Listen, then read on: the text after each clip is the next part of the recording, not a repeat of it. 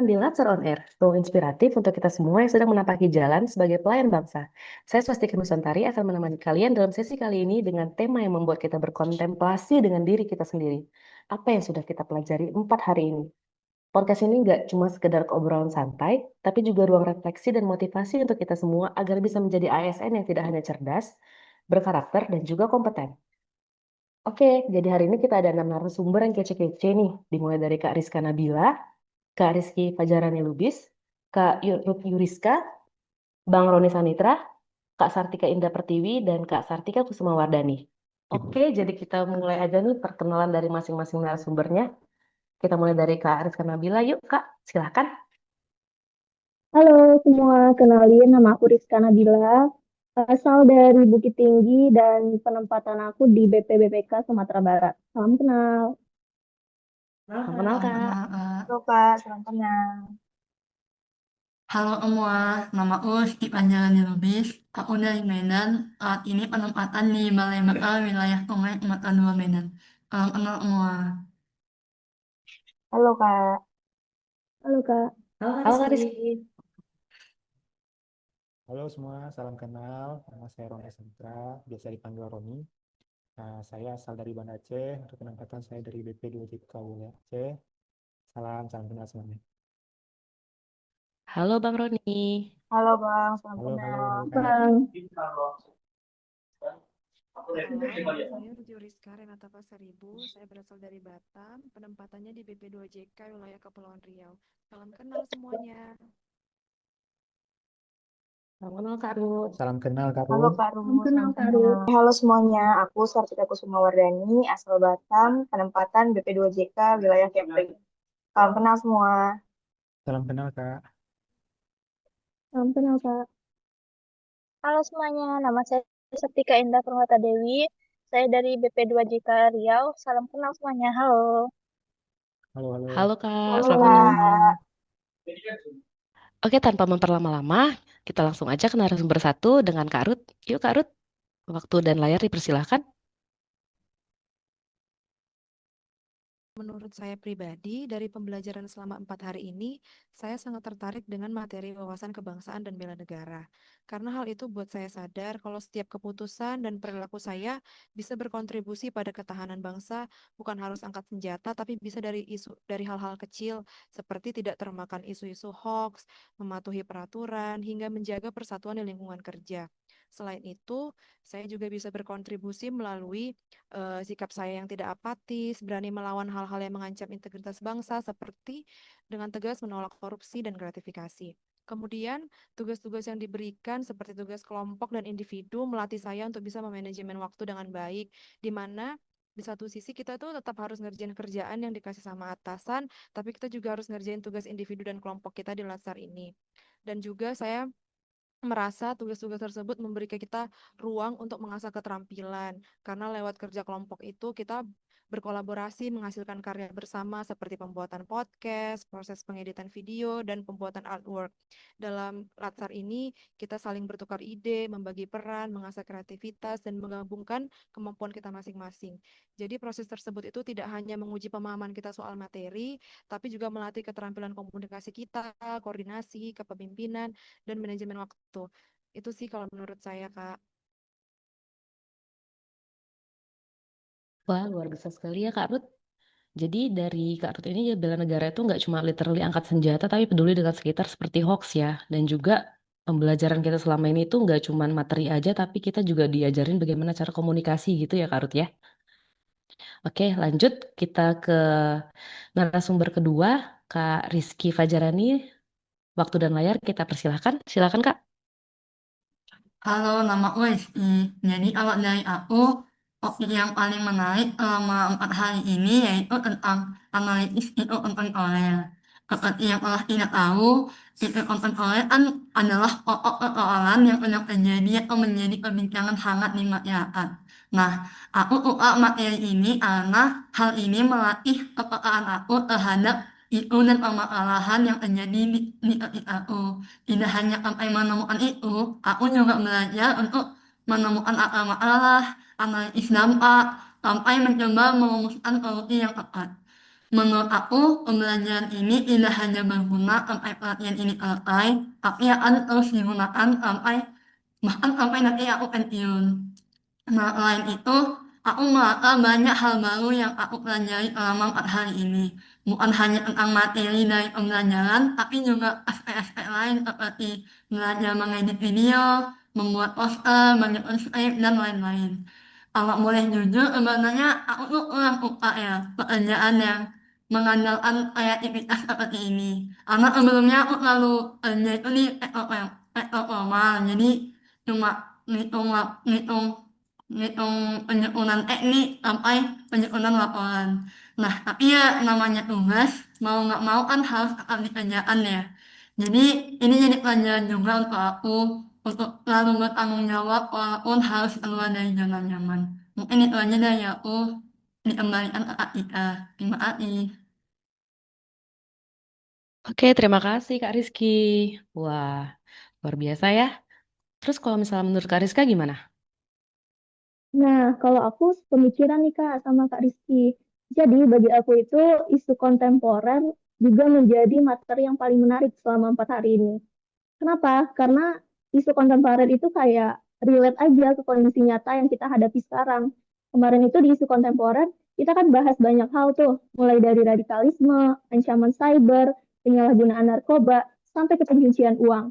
Dan yang bikin aku sadar adalah ternyata semua isu ini tuh ada kaitannya nih sama tugas kita sebagai ASN. Misalnya, radikalisme itu bisa masuk lewat media sosial. Dan kalau misalnya kita nggak peka, bisa aja tanpa sadar kita ikut nyebarin narasi yang memecah belah. Dan yang lebih menarik lagi nih di isu kontemporer itu, kita nggak cuma dikasih list masalahnya aja, tapi kayak kita diajarin juga gimana cara kita bisa menganalisis sebuah isu. Kita diajarin macam-macam tools atau alat analisis. Misalnya ada analisis fishbone, ada SWOT, ada mind mapping, dan lain-lain. Yang mana tools ini bukan cuma buat kita bukan cuma tahu masalahnya aja, tapi kita juga bisa mikir langkah solusinya itu secara lebih terstruktur gitu. Dan kemampuan analisis ini tuh nggak akan berhenti di materi ini aja, karena pastinya bakal kepake banget waktu kita ngerjain tugas-tugas selanjutnya, terutama pas bikin laporan aktualisasi nanti. Dan yang paling penting nih Kak, kalau misalnya skill ini kita terapin di kerjaan sehari-hari, misalnya nih ada masalah atau tantangan, kita bisa langsung pakai pola pikir analitis buat bisa cari solusi. Jadi bukan cuma reaktif atau ikut-ikutan opini orang. Jadi menurut aku intinya belajar analisis isu ini bukan sekedar memenuhi kewajiban di Latsar, tapi kayak investasi kita jangka panjang buat profesionalitas kita sebagai calon ASN. Gitu Kak. Oke, setuju banget nih sama Kak Rizky. Jadi isu kontemporer itu yang juga paling visible ya di kita ya. Jadi nggak cuman sekitar hoax aja, tapi di lingkungan kerja kita sehari-hari juga kita udah nemuin nih isunya yang bisa menjadi salah satu rencana aktualisasi kita gitu ya Kak ya. Oke, lanjut kita ke narasumber berikutnya, Bang Roni. Boleh silahkan, dipersilahkan. Ya, izin kakak-kakak melanjutkan. Nah, kalau dari aku, 4 hari ini bukan hanya penuh misteri ya. Jadi kita nggak pernah tahu tugas apa yang akan diberikan pada kita pada hari ini. Ah, ya kan? Tapi juga penuh makna. Hari-hari yang mengajak kita untuk berpikir ulang tentang siapa kita sebagai warga negara dan siapa kita sebagai ASN. Tetapi selama 4 hari ini ada materi yang paling berkesan bagi saya, yaitu materi algoritma kebangsaan. Karena pada materi ini saya diperkenalkan pada konsep algoritma kebangsaan, yaitu pendekatan sistematis untuk membentuk pola berpikir, cara bersikap, dan tindakan kebangsaan melalui pemanfaatan teknologi dan media sosial. Dengan Pancasila sebagai core engine, Undang-Undang 1945 dan Bhinneka Tunggal Ika sebagai protokol, serta RPJPN dan RPJMN sebagai roadmap pembangunan nasional. Pada materi ini, Coach juga menjelaskan bahwa ASN muda memiliki peran strategis dalam menjadi eksekutor nilai kebangsaan dalam pelayanan publik, influencer positif di media sosial, dan kolaborator gerakan sosial di media sosial. Dan itu pada hari ketiga, kita juga dibagi kelompok berdasarkan 4 konsensus dasar dan diminta untuk menyusun 30 survei, yang mana tujuan dari survei itu untuk mengukur implementasi nilai tersebut di masyarakat kita. Ini menjadi latihan nyata dalam mengukur pemahaman dan memahami kondisi sosial di masyarakat kita. Jadi dari ke hari ketiga ini saya dapat merefleksikan diri bahwa nasionalisme bisa dikemas secara kreatif dan menyenangkan. ASN harus mampu membangun narasi kebangsaan yang segar, inspiratif, membumi, terutama di era digital yang penuh disrupsi. Sekian Kak dari saya kembalikan kepada Kak Tika sebagai moderator. Oke, terima kasih Bang Roni. Luar biasa ya tanggapannya. Jadi kita juga bisa merefleksikan diri kita kalau misalnya nasionalisme itu dikemasnya itu bisa secara kreatif dan menyenangkan ya. Mungkin dari hal-hal yang dasar aja dulu gitu ya Mas ya Bang ya. Oke, Iya benar kita sekali lanjut Kak. ke yang berikutnya. Kak Sartika Indah Permata Dewi, boleh dipersilakan waktu dan layar. Halo Kak, kalau dari saya sendiri, materi pada hari keempat ini nggak kalah menarik kok, karena kita diajak untuk mempertajam pemahaman kita tentang isu kontemporer dengan pendekatan yang langsung menyambung dengan praktik di lapangan. Ini juga erat kaitannya dengan tugas kita pada hari kedua, yaitu menganalisis isu kontemporer yang terjadi pada unit kerja masing-masing. Dalam prosesnya, mencakup identifikasi sumber, validasi data, analisis konteks, sampai dengan menentukan prioritas penanganannya.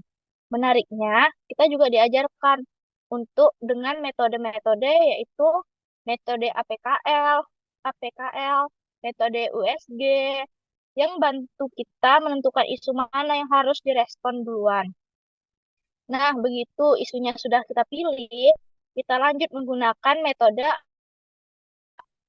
problem tree untuk mengurai akar masalahnya, faktor penyebabnya, dan dampaknya. Baru dari situ kita dapat menyusun alternatif solusi yang tepat sasaran. Dan teori ini juga nggak hanya kepakai untuk teori aja, tetapi juga untuk laporan aktualisasi kita nantinya. Yang bikin tambah seru nih, ini semua nggak teori di kelas, tapi benar-benar relevan dan bisa langsung diaplikasikan dalam laporan aktualisasi. Kita bisa tarik benang merahnya gini. Kemampuan menyaring dan menganalisis isu ini bakal dijadi fondasi kuat kita buat setiap langkah di laporan aktualisasi nanti. Mulai dari tahapan identifikasi masalah, pemetaan akar permasalahan dengan problem tree, sampai merumuskan alternatif solusinya. Semuanya akan lebih terarah karena kita sudah terbiasa melihat isu secara jernih, terukur, dan sesuai dengan prioritasnya. Jadi metode ini bukan hanya teori di kelas, tapi langsung jadi bekal praktis buat memastikan aktualisasi kita tepat sasaran dan berdampak nyata. Terima kasih, Kak. Analitis sekali ya Kak Sartika Indah ya, luar biasa untuk rancangan aktualisasi kita pada nantinya. Oke, untuk narasumber terakhir Kak Sartika Kusuma, waktu dan layar saya persilahkan.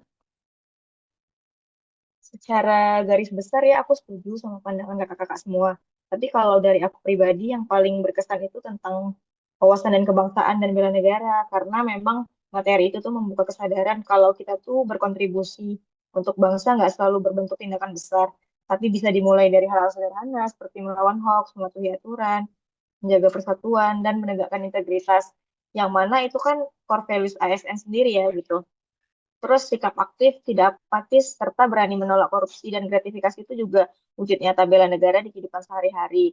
Dengan kita menerapkan core values ASN berakhlak itu, kita juga sebenarnya udah memulai bela negara dari hal kecil. Dan kita bisa buat PU jadi instansi yang kuat dan lebih baik lagi. Terus juga menurutku ada materi isu kontemporer yang juga bikin kita jadi lebih aware ya dengan permasalahan yang terjadi di lingkungan kerja kita. Melalui materi ini tuh kita juga bisa lihat dan identifikasi ada masalah apa aja di lingkungan kantor. Lalu apa yang bisa kita lakukan serta bisa kita angkat sebagai judul laporan aktualisasi nanti ya teman-teman ya.